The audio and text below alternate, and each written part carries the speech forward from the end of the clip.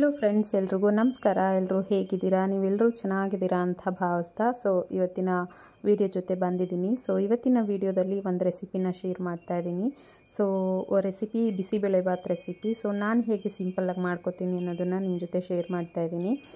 ಬನ್ನಿ, ಹಾಗಿದ್ರೆ welcome back to my YouTube channel Suma Achar Kannada vlogs. ಇವತ್ತು ನಾನು ಬಿಸಿಬೇಳೆಭಾತ್ ಮಾಡೋದಕ್ಕೆ ಎಲ್ಲ ಥರ ತರಕಾರಿ, ಬೀನ್ಸ್, ಕ್ಯಾರೆಟ್ ಮತ್ತು ಗೆಡ್ಡೆಕೋಸು, ಆಲೂಗಡ್ಡೆ ಮತ್ತು ಬಟಾಣಿ ಎಲ್ಲದನ್ನು ಕಟ್ ಮಾಡಿ ಇಟ್ಕೊಂಡಿದ್ದೀನಿ. ಈಗ ನಾನು ಒಂದು ಸಣ್ಣ ಕಪ್ಪಲ್ಲಿ ಒಂದು 100 ಗ್ರಾಮ್ ಆಗುವಷ್ಟು ಬೇಳೆನ ಹಾಕೋತಾ ಇದ್ದೀನಿ. ಅದೇ ಕಪ್ಪಲ್ಲಿ 2 ಗ್ಲಾಸ್ ಆಗುವಷ್ಟು ನಾನು ಅಕ್ಕಿನೂ ಕೂಡ ಹಾಕೋತಾ ಇದ್ದೀನಿ.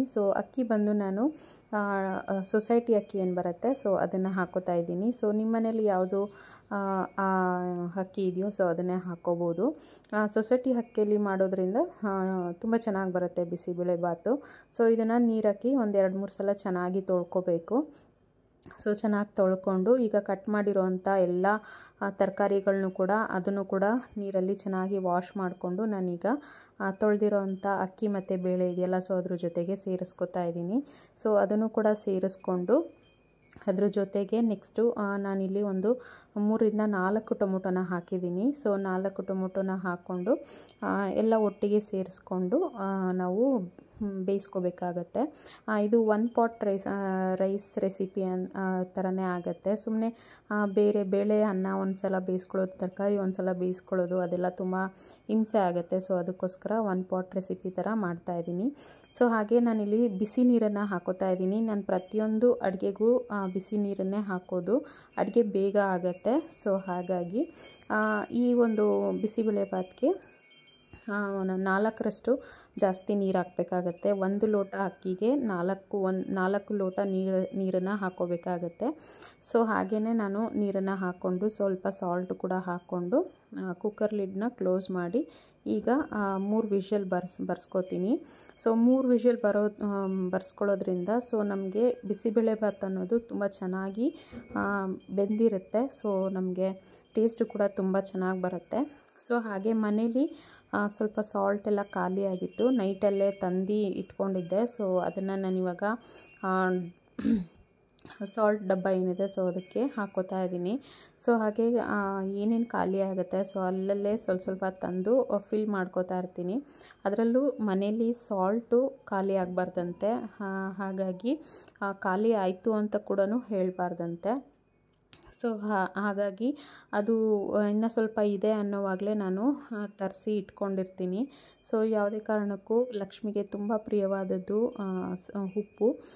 ಉಪ್ಪು ಮನೇಲಿ ಯಾವಾಗಲೂ ಖಾಲಿ ಆಗಬಾರ್ದು ಅಂತ ಹೇಳ್ತಾರೆ. ಹಾಗಾಗಿ ನಾನು ಮೊದಲಿಗೆ ತಂದು ಇಟ್ಕೊಂಡಿದ್ದೆ, ಅದನ್ನು ಕೂಡ ಇವಾಗ ಫಿಲ್ ಮಾಡಿಕೊಂಡು ಇಟ್ಕೋತಾ ಇದ್ದೀನಿ.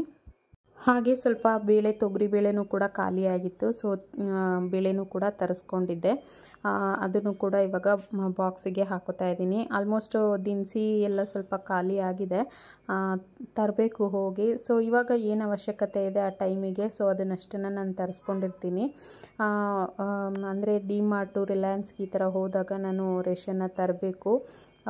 ಎಲ್ಲ ಸ್ವಲ್ಪ ಇದೆ. ಫುಲ್ ಖಾಲಿ ಆಗಿದ್ದನ್ನು ನಾನೀಗ ತರಿಸ್ಕೊಂಡಿದ್ದೀನಿ. ಇನ್ನು ಸ್ವಲ್ಪ ಇರೋದನ್ನೆಲ್ಲ ಹಾಗೆ ಇಟ್ಟಿದ್ದೀನಿ. ಅದು ಖಾಲಿ ಆಗೋಷ್ಟರಲ್ಲಿ ಹೋಗಿ ತೊಗೊಂಬರಬೇಕು. ಇದೆಲ್ಲ ಮಾಡ್ಕೊಳ್ಳೋ ಅಷ್ಟರಲ್ಲಿ ನನಗೆ ಕುಕ್ಕರ್ ಕೂಡ 3 ವಿಷಲ್ ಬಂತು. ಅದನ್ನು ಕೂಡ ಪ್ರೆಷರ್ ಹೋಗೋವರೆಗೂ ಇದ್ದು ಅದನ್ನು ಕೂಡ ಇವಾಗ ಓಪನ್ ಮಾಡ್ತಾಯಿದ್ದೀವಿ. ನೋಡ್ಬೋದು ಎಷ್ಟು ಚೆನ್ನಾಗಿ ಸ್ಮ್ಯಾಶಿಯಾಗಿ ಚೆನ್ನಾಗಿ ಬೆಂದಿದೆ. ನಾವು 3 ವಿಷಲ್ ಹಾಕೋದ್ರಿಂದ ತುಂಬಾ ಚೆನ್ನಾಗಿ ಬೇಯುತ್ತೆ. ಬಿಸಿಬೇಳೆಭಾತ್ಗೂ ಕೂಡ ತುಂಬ ಟೇಸ್ಟಿಯಾಗಿರುತ್ತೆ. ಬಿಸಿಬೇಳೆಭಾತ್ಗೆ ಅನ್ನ ತುಂಬ ಚೆನ್ನಾಗಿ ಗಂಜಿ ಥರ ಬೆಂದಿರಬೇಕು. ಅದು ಅನ್ನ ಆಗಾಗಲೇ ಸಿಗ್ತಾಯಿದ್ರೆ ಅಷ್ಟು ಚೆನ್ನಾಗಿರಲ್ಲ. ಹಾಗಾಗಿ ಸ್ಮ್ಯಾಶಿಯಾಗಿ ಚೆನ್ನಾಗಿ ಬೇಯಿಸ್ಕೊಂಡಿದ್ದೀನಿ. ಇದಕ್ಕೆ ನೀವು ಎಷ್ಟು ತೆಳ್ಳೆ ಬೇಕೋ ಅಷ್ಟು ನೀವು ನೀರು ಹಾಕ್ಕೋಬೋದು. ಅಂದರೆ ಬಿಸಿ ನೀರನ್ನೇ ಹಾಕ್ಕೋಬೇಕಾಗತ್ತೆ. ಬಿಸಿ ನೀರು ಹಾಕೋದ್ರಿಂದ ನಿಮಗೆ ಅದರಲ್ಲಿರುವಂಥ ಟೇಸ್ಟು ನಿಮ್ಗೆ ಹಾಗೆ ಉಳಿಯುತ್ತೆ. ಅದಕ್ಕೋಸ್ಕರ ಇವಾಗ ಅದಕ್ಕೊಂದು ಸಣ್ಣ ಒಗ್ಗರಣೆ ಹಾಕೋತಾ ಇದ್ದೀನಿ.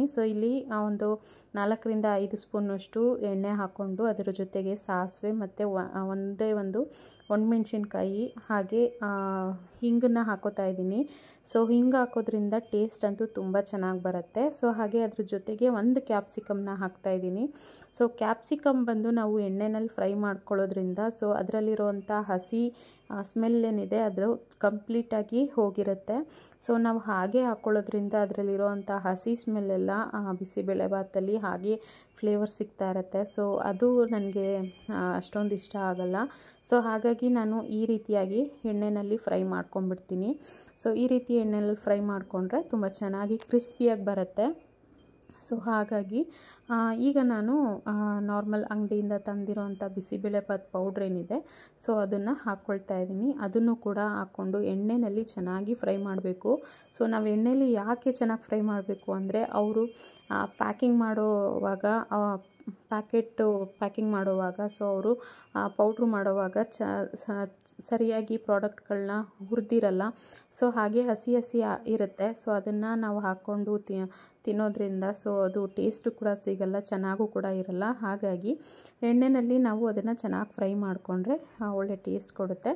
ಸೊ ಹಾಗೆ ಅದ್ರ ಜೊತೆ ನಾನು ಒಂದು ಅರ್ಧ ಸ್ಪೂನಷ್ಟು ಚಿಲ್ಲಿ ಪೌಡ್ರನ್ನ ಹಾಕೋತಾ ಇದ್ದೀನಿ. ಸ್ವಲ್ಪ ನಮ್ಮ ಮನೇಲಿ ಖಾರ ಇಷ್ಟಪಡ್ತಾರೆ. ಸೊ ಹಾಗಾಗಿ ಖಾರಕ್ಕೆ ಅಂತ ಸ್ವಲ್ಪ ಚಿಲ್ಲಿ ಪೌಡ್ರ್ ಒಂದು ಅರ್ಧ ಸ್ಪೂನಷ್ಟು ಚಿಲ್ಲಿ ಪೌಡ್ರನ್ನ ಹಾಕೋತಾ ಇದ್ದೀನಿ. ಸೊ ಈಗ ನೋಡ್ಬೋದು ಬಿಸಿಬೇಳೆಭಾತ್ಗೆ ಎಷ್ಟು ನೀರು ಬೇಕೋ ಅದು ಅಂದರೆ ಎಷ್ಟು ಅಳತೆಗೆ ಬೇಕೋ ಅಷ್ಟು ನೀರನ್ನು ಹಾಕ್ಕೊಂಡಿದ್ದೀನಿ. ಹಾಕ್ಕೊಂಡು ಇವಾಗ ಒಗ್ಗರಣೆ ಹಾಕ್ಕೊಂಡಿರೋ ಅಂಥ ಮಸಾಲೆ ಏನಿದೆ ಸೊ ಅದನ್ನು ಕೂಡ ಹಾಕ್ಕೊಂಡು ಇವಾಗ ಚೆನ್ನಾಗಿ ಮಿಕ್ಸ್ ಮಾಡಬೇಕು. ಸೊ ಚೆನ್ನಾಗಿ ಮಿಕ್ಸ್ ಮಾಡಿ ಒಂದು 2-3 ನಿಮಿಷ ಅದು ಚೆನ್ನಾಗಿ ಹೊಂದ್ಕೊಳ್ಳೋಕ್ಕೆ ಬಿಡಬೇಕು. ಸೊ ಲೋ ಫ್ಲೇಮಲ್ಲಿ ಒಂದು 2-3 ನಿಮಿಷ ಅದನ್ನು ಚೆನ್ನಾಗಿ ಹೊಂದ್ಕೊಳ್ಳೋಕೆ ಬಿಟ್ಟರೆ ಸೂಪರ್ ಆಗಿರೋ ಅಂಥ ಬಿಸಿಬೇಳೆಭಾತು ತುಂಬ ಚೆನ್ನಾಗಿ ರೆಡಿ ಆಗುತ್ತೆ. ತುಂಬ ರುಚಿಯಾಗಿರುತ್ತೆ, ಟೇಸ್ಟಿಯಾಗಿರುತ್ತೆ. ತುಂಬ ಸಿಂಪಲಾಗಿ ಮಾಡ್ಕೋಬೋದು. ಒನ್ ಪಾರ್ಟ್ ರೆಸಿಪಿ ಅಂತಲೇ ಹೇಳ್ಬೋದು. ಲಾಸ್ಟಲ್ಲಿ ಒಂದು ಸಣ್ಣ ಒಗ್ಗರಣೆ ಹಾಕ್ಕೊಂಡ್ರೆ ಸಾಕಾಗುತ್ತೆ. ಅಂದರೆ ಬಿಸಿಬೇಳೆಭಾತ್ ಜೊತೆಗೆ ಅಂದರೆ ಎಲ್ಲ ತರಕಾರಿ ಎಲ್ಲ ಜೊತೆಗೇ ಹಾಕಿ ಮತ್ತು ಪೌಡರ್ ಎಲ್ಲ ಜೊತೆಗೆ ಹಾಕಿ ಅದು ಕೂಡ ಮಾಡ್ಕೋಬೋದು. ಬಟ್ ಅದು ಸ್ವಲ್ಪ ಹಸಿನೇ ಬರುತ್ತೆ. ಅಂದರೆ ಪೌಡರ್ ಏನಿದೆ ಬಿಸಿಬೇಳೆಭಾತ್ ಪೌಡರು ಅದು ಸ್ವಲ್ಪ ಹಸಿ ಅಂತಲೇ ಅನಿಸುತ್ತೆ. ಅಷ್ಟೊಂದು ಟೇಸ್ಟ್ ಚೆನ್ನಾಗಿರಲ್ಲ. ಹಾಗಾಗಿ ನಾನು ಈ ರೀತಿ ಮಾಡ್ಕೊಳ್ತೀನಿ. ಸೊ ಎಣ್ಣೆಯಲ್ಲಿ ಪೌಡ್ರನ್ನ ಫ್ರೈ ಮಾಡ್ಕೊಳ್ಳೋದ್ರಿಂದ ಒಂದು ಹಸಿ ಸ್ಮೆಲ್ ಏನಿದೆ ಅದು ಯಾವುದೂ ಇರೋದಿಲ್ಲ. ಚೆನ್ನಾಗಿ ಎಲ್ಲ ಫ್ರೈ ಆಗಿ ಹಸಿ ಸ್ಮೆಲ್ಲೆಲ್ಲ ಹೋಗಿ ಒಳ್ಳೆ ಘಮ ಬರುತ್ತೆ. ಸೊ ಹಾಗಾಗಿ ಈಗ ನೋಡಿ ಒಂದು 2-3 ನಿಮಿಷ ನಾನು ಚೆನ್ನಾಗಿ ಅದನ್ನು ಕುದಿಲಿಕ್ಕೆ ಬಿಟ್ಟಿದ್ದೆ. ಈಗ ಪರ್ಫೆಕ್ಟಾಗಿ ಬಿಸಿಬೇಳೆಭಾತ್ ಅನ್ನೋದು ರೆಡಿಯಾಗಿದೆ. ಈಗ ನಾನು ಬೆಳಿಗ್ಗೆ ತಿಂಡಿಗೆ ನನ್ನ ಮಗನಿಗೆ ಸರ್ವ್ ಮಾಡಿ ಕೊಡ್ತಾಯಿದ್ದೀನಿ. ಸೊ ನೋಡ್ಬೋದು ಎಷ್ಟು ತೆಳುವಾಗಿ ಹೋಟೆಲ್ ಸ್ಟೈಲಲ್ಲೇ ಬಂದಿದೆ. ಇದಕ್ಕೆ ನೀವು ಬೆಲ್ಲ ಕೂಡ ಹಾಕ್ಕೋಬೋದು. ಇದ್ರ ಜೊತೆಗೆ ನೀವು ಹುಣಸೆಹಣ್ಣಿನ ರಸ ಕೂಡ ಹಾಕ್ಕೋಬೋದು. ನಾನು ಇದು ಯಾವುದೂ ಹಾಕಿಲ್ಲ, ಅದು ಯಾವುದೂ ಹಾಕ್ತೇನೆ ನಾನು ಬಿಸಿಬೇಳೆಭಾತನ್ನ ಮಾಡ್ಕೊಂಡಿದ್ದೀನಿ. ಹಾಗೆ ಈರುಳ್ಳಿ ಒಗ್ಗರಣೆನೂ ಕೂಡ ನೀವು ಕೊಟ್ಕೋಬೋದು. ಬಟ್ ನಾನಿಲ್ಲಿ ಈರುಳ್ಳಿನೂ ಬಳಸಿಲ್ಲ, ಹುಣಸೆಹಣ್ಣು ಬಳಸಿಲ್ಲ, ಬೆಲ್ಲ ಬಳಸಿಲ್ಲ, ಏನೂ ಬಳಸಿಲ್ಲ. ಆದರೂ ಪರ್ಫೆಕ್ಟಾಗಿ ಬಿಸಿಬೇಳೆಭಾತ್ ಅನ್ನೋದು ಬಂದಿದೆ. ಸೊ ಅದ್ರ ಮೇಲೆ ಖಾರ ಬುಂದಿ ಹಾಕ್ಕೊಂಡು ತಿಂತಾಯಿದ್ರೆ ಸೂಪರಾಗಿರುತ್ತೆ. ಸೊ ನೀವು ಒಂದ್ಸಲ ಟ್ರೈ ಮಾಡಿ. ಹಾಗೆ ಯಾರೆಲ್ಲ ನನ್ನ ಚಾನಲ್ನ ಹೊಸದಾಗಿ ನೋಡ್ತಾ ಇದ್ದೀರೋ ದಯವಿಟ್ಟು ಸಬ್ಸ್ಕ್ರೈಬ್ ಮಾಡಿಕೊಂಡು ವಿಡಿಯೋನ ನೋಡಿ ಇನ್ನಷ್ಟು ಜನರಿಗೆ ಶೇರ್ ಮಾಡಿ. ಥ್ಯಾಂಕ್ ಯು ಸ್ನೇಹಿತರೆ. ಬಾಯ್.